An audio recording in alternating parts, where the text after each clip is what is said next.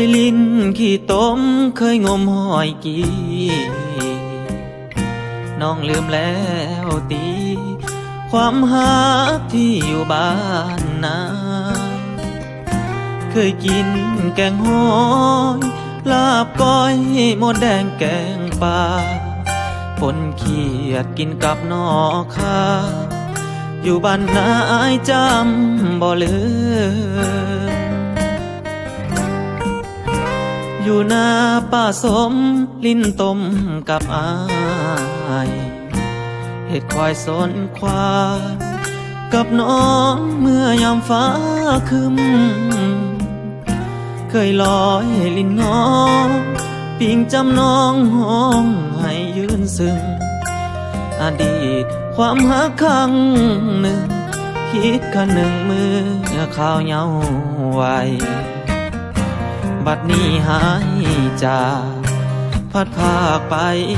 คนละบอนหัวใจอาวรเมื่อตอนจากฉันเลไลเดือนสามเดือนสี่บุญเขาจีโอ้ยมวนแท้ใดอยู่นาก็ว่าห้องให้อยากกลับไปบ้านนาของเฮาเจ้าไปอยู่ไสขอให้ติดต่อนัดกันเมื่อพองานบุญบังไฟบ้านเฮาอายกะสิเมื่อน้องก็ให้เมื่อพ่อกันคือเก่าอยู่ว่าบ้านนาคอยเจ้าถิ่นลำเนาเมื่อข้าวยังน้อย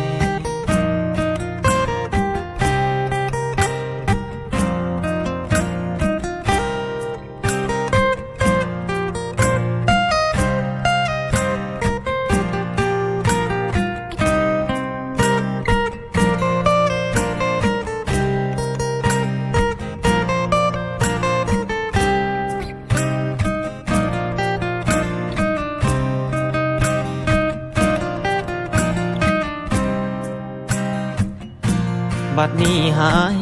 จากพัดพากไปคนละบอนหัวใจอาวรเมื่อตอนจากฉันเลไลเดือนสามเดือนสี่บุญเขาจีโอ้ยมวนแท้ใดอยู่นาก็ว่าห้องให้อยากกลับไปบ้านนาของเฮาเจ้าไปอยู่ไสขอให้ติดต่อนัดกันเมื่อพองานบุญบังไฟบ้า